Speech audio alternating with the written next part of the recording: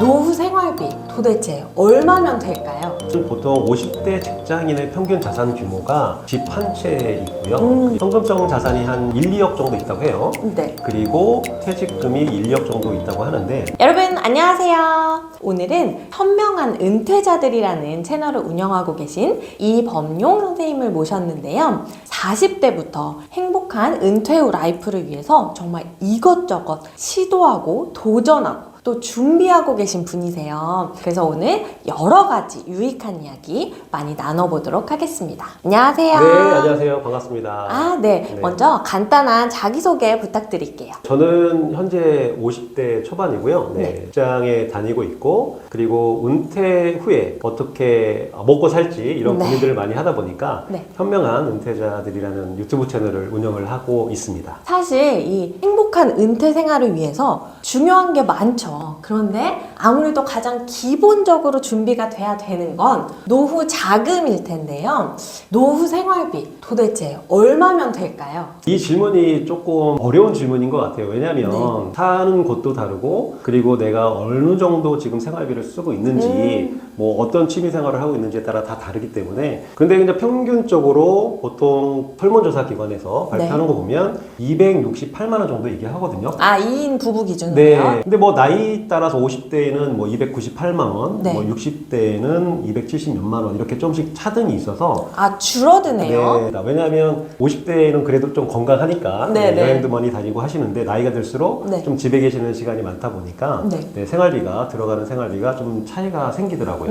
보통 이제 사실 국민연금이나 개인연금이나 거기에 사실 배당금이나 월세 이런 것까지는 개인별로 준비하신 상황이 너무 다르다 보니까 그거를 제외하면 자산만으로는 한 10억 정도 필요할 것 같아요. 지금 선생님께서는 혹시 어느 정도 준비가 되셨는지. 네, 저는 모아놓은 자산이 많지는 않거든요. 보통 50대 직장인의 평균 자산 규모가 집 한 채 있고요. 현금성 자산이 한 1, 2억 정도 있다고 해요. 네. 그리고 은퇴자금, 그러니까 퇴직금이죠. 퇴직금이 1억 정도 있다고 하는데, 저도 이제 그 정도 수준에서 지금 현재 자산을 보유하고 있고, 그런데 퇴직하고 나서 몇 살에 퇴직할지 모르지만 곧 퇴직할 것 같지만 국민연금 받는 나이대까지를 소득 크레바스 구간이라고 하거든요. 소득 절벽, 수입이 없는 구간이죠. 이거를 어떻게 버텨내야 될까라는 그런 고민 때문에 자녀도 어리고 또 자녀 교육비나 뭐 이런 그 자녀 부양을 위한 그런 비용들도 벌어야 되기 때문에 어떻게 하면 매달 들어오는 현금 흐름을 만들 수 있을까를 이제 고민을 하기 시작을 해서 여러 가지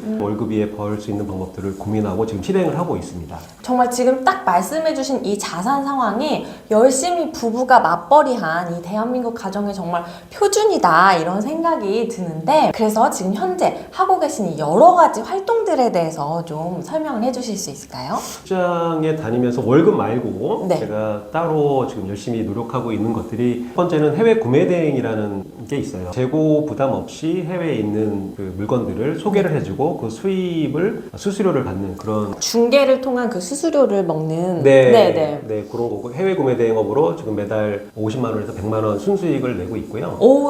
그리고 두 번째는 프랜차이즈 창업을 하고 있습니다. 네, 두 개를 했었고요. 하나는 좀 시원하게 말아먹었고, 수업료를 좀 내셨고, 지금 현재 하나는 열심히 하고 있습니다.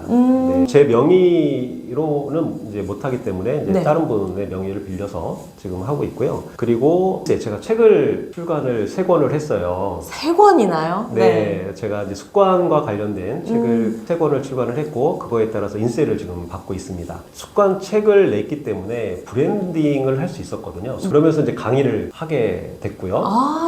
그 강의가 이제 오프라인에서 하는 것뿐만 아니라 뭐 클래스유나 아니면은 기업 강의 플랫폼인 뭐 멀티캠퍼스 이쪽에 제가 강의를 올려놓고 일정 부분 수수료를 제가 받고 있습니다. 그리고 크몽의 전작체 해외 무역과 관련된 업무를 현업에서 했었기 때문에 비즈니스 영어와 관련된 전자책을 등록을 해놓고 판매되면 수수료를 받고 있고요. 그리고 유튜브도 당연히 지금 수익을 내고 있고, 그리고 스마트 스토어도 운영을 하고 있습니다. 제가 입이 떡 벌어지는데 지금 이걸 직장생활 다니시면서 다 하고 계시는 일들이에요. 그런데 쭉 들으면서 한 가지 좀 드는 의문은, 사실 주식 배당금이라든지 부동산 월세라든지 이런 형태로 월 현금흐름을 만들어 보자. 이렇게 생각을 하실 수도 있는데 그 부분은 좀 배제하신 이유도 궁금해지는데요. 네, 제가 뭐랄까 직장 생활을 되게 못하는 사람 중에 한 명이에요. 14번이나 퇴사를 했고 지금 현재 15번째 회사를 다니고 있는데 프로 이직 러시네요.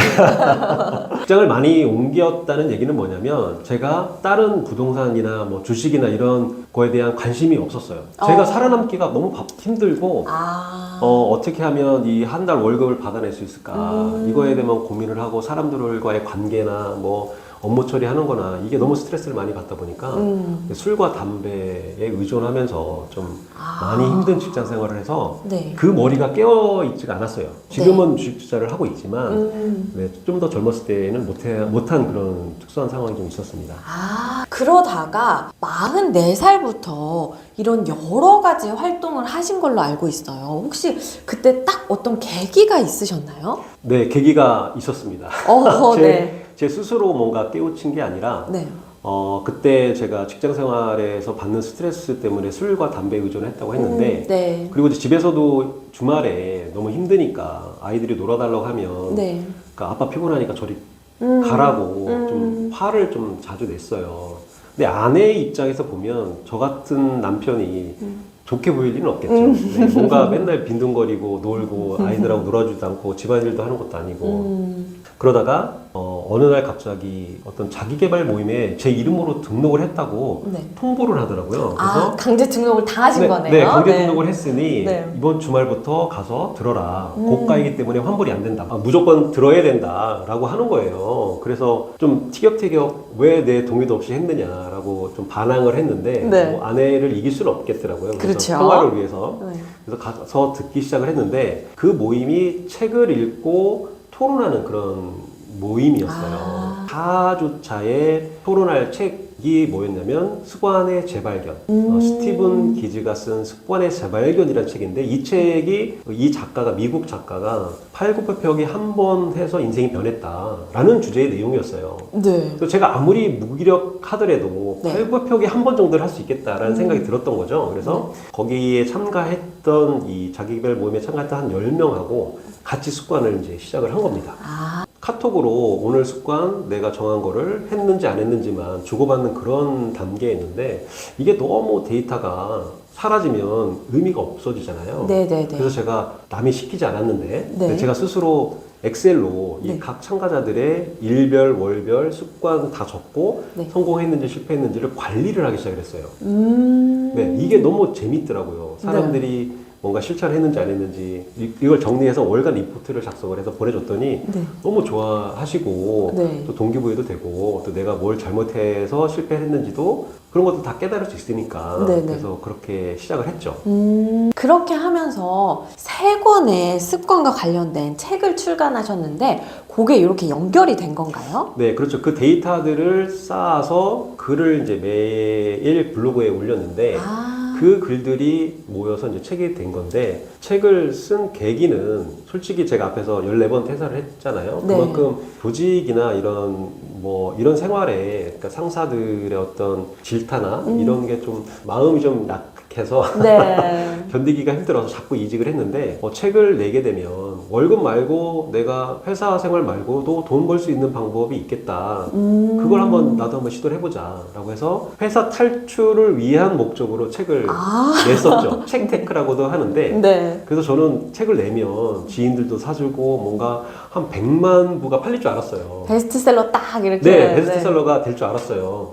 그래서 뭐 한 권당 뭐 제가 그 인세를 뭐 10%, 책값의 10%를 정도 받는데 네. 100만 부 팔리면 거의 한 10억 가까이 되거든요. 네, 네, 그러면 당연히 은퇴할 수 있잖아요. 네, 뭐 네, 충분하진 네. 않겠지만 네. 그게 아니더라고요. 책으로 뭔가 인세를 벌어서 그걸 갖고 은퇴 자금을 마련하려는 그런 제 꿈이 책을 많이 사람들이 안 읽는 분들이 많이 계시고 또 워낙 많은 책들이 나오고 있고 네. 그래서 아, 책테크는 아니구나 라는 걸 깨닫게 됐죠. 네.